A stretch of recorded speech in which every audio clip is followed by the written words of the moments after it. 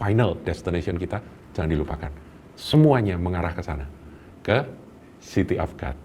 Ya, seperti Abraham. Ya, Abraham itu arahnya City of God. Nah, saudaraku, yang lama-lama, yang lalu-lalu itu dijadikan pelajaran. Pelajaran buat kalau kesalahan rambu-rambu jangan diulang. Kalau itu keberhasilan, dirikan tugu untuk mengingat ketika kita dalam keterpurukan, kita ingat Tuhan pernah bekerja. Sehingga kita boleh bermegah di dalam Dia. Percaya sepenuhnya akan apa yang Tuhan bisa kerjakan. Shalom saudaraku. Saudaraku, mengawali akan tahun 2026 ini, pesan firman Tuhan yang akan saya sampaikan melalui suara gembala ini, saya mohon saudara mendengarkan dengan seksama dan camkan ini sebagai bekal untuk kita menjalani hari demi hari sepanjang tahun 2026 ke depan. Berulang kali saya sampaikan bahwa satu kata yang beredar di dunia ini, baik itu secara geopolitik, geoekonomi, ya, semuanya saudaraku, bahkan akhir-akhir ini ada ancaman apa yang disebut dengan super flu yang sudah memakan korban di Amerika, 1.900 orang meninggal. Apakah itu seperti COVID-19 yang lalu? Ya, kita nggak tahu, saudaraku. Jadi satu kata, saya ulangi satu kata yang boleh berkumandang sepanjang tahun 2026 ini adalah ketidakpastian. Oleh sebab itu kita perlu punya yang pasti. Ya, kalau dunia yang akan berlalu ini serba tidak pasti, yang pasti adalah firman Tuhan. Karena Tuhan Yesus menjamin, aku menyertai kamu senantiasa sampai kesudahan zaman. Dan Dia juga berkata, menjamin bahwa firman-Ku tetap selama-lamanya. Jadi berpegang pada janji Tuhan, itu adalah sesuatu yang harus kita perjuangkan. Saudara, kita akan lihat firman Tuhan, ya, ini pesan profetik untuk jemaat. Yesaya 43 ayatnya yang ke-18. 18 sampai 20, ya. Bagus ini ayatnya. Firman-Nya, janganlah ingat-ingat hal-hal yang dahulu, artinya yang tahun lalu. Jangan diingat-ingat, saudara. Dan janganlah perhatikan hal-hal yang dari zaman purbakala, yang tahun-tahun yang lebih lama lagi, masa kecil, masa remaja, ya itu harus ditinggalkan, saudaraku. Sebab kita ini, nanti saya akan bahas, saudaraku, bahwa untuk move on kita ini harus berani meninggalkan semua yang sudah lewat. Jangan ingat-ingat, ya saudara, manusia adalah manusia ingatan, ya. Makhluk memori, saudaraku. Ya. Ini sangat kuat mempengaruhi dan bisa menjadi jerat yang akan mengikat perjalanan kita. Jadi itu seperti kalau sepeda motor itu remnya gepok, saudara tahu ya. Nggak direm tapi dia ngerem sendiri, sehingga ketika dipaksakan jalan panas itu, berat dan panas. Karena ada apa? Ada yang menahan laju ke depan. Nah ini yang harus kita sadari. Apakah itu? Yaitu mengingat-ingat akan hal-hal yang dahulu. Kenapa diingat-ingat, saudaraku? Karena manusia tadi saya katakan adalah makhluk memori. Jadi kita harus meletakkan akan apa yang sudah lewat itu dan kita serahkan kepada Tuhan.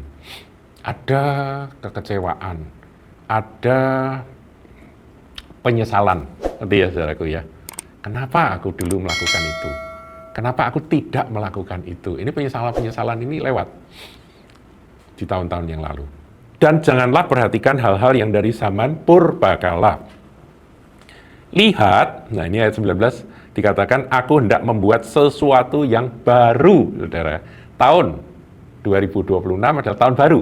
Tahun baru kita memandang kepada Tuhan dan kita terima akan firman ini.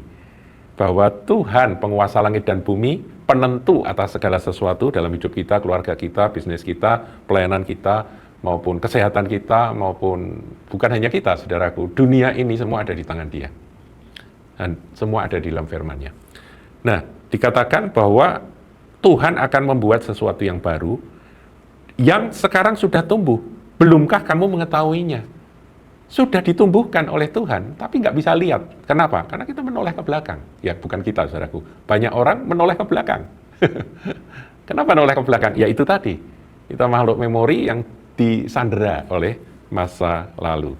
Kegagalan masa lalu, penyesalan masa lalu, kemudian ketololan, kebodohan yang kita sesali, blunder-blunder yang kita buat di masa lalu, saudaraku, semua itu bisa menjadi jerat. Bisa menahan akan kita ini memandang ke depan. Kenapa tidak bisa lihat apa yang sudah Tuhan tumbuhkan? Pengharapan sekecil apapun, kalau itu Tuhan yang berbicara, wow, yang kecil akan jadi besar, saudaraku. Ya, belumkah kamu mengetahuinya?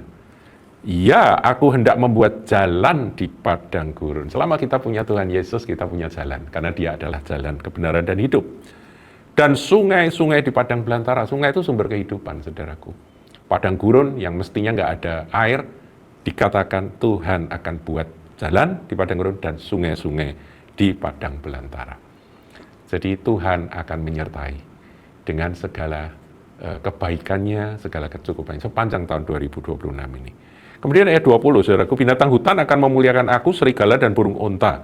Ini sesuatu yang nggak mungkin gitu ya, binatang hutan kok memuliakan Tuhan, serigala itu binatang buas, burung unta itu juga burung buas, itu akan memuliakan Tuhan. Jadi saudara nanti akan saksikan tahun 2026, kemuliaan Tuhan itu justru akan diserukan oleh orang-orang yang tidak kita duga. Orang yang kita anggap orang ini nggak mungkin bisa datang pada Tuhan, orang ini nggak mungkin bisa bertobat, tapi mereka justru akan memuliakan Tuhan. Maka itu jangan sampai kita menggenapi apa yang Tuhan Yesus katakan.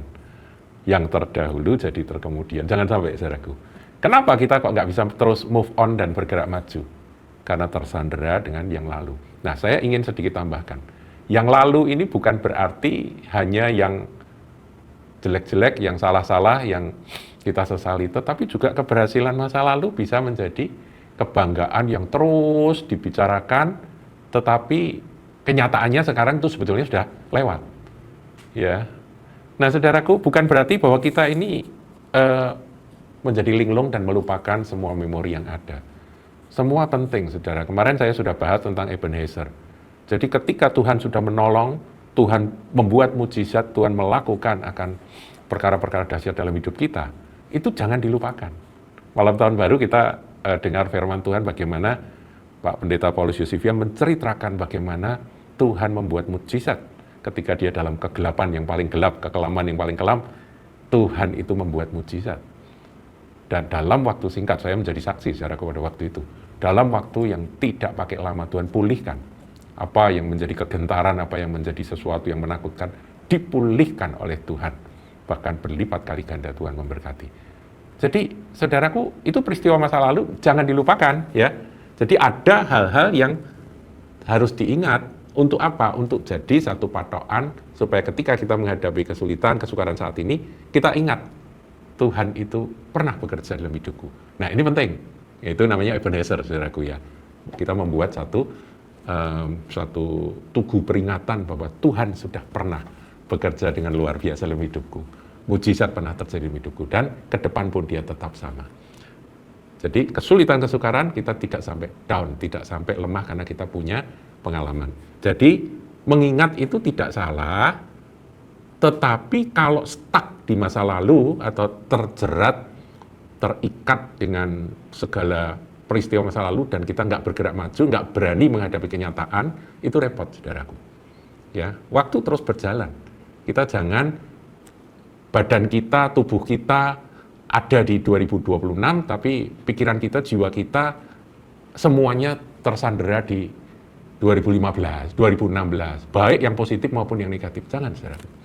Jangan sampai itu terjadi. Karena Tuhan hendak membuat sesuatu yang baru, yang perlu kita kerjakan dan kita lakukan. Jadi, poin yang harus kita buat, yang harus kita kerjakan adalah melupakan yang telah lalu.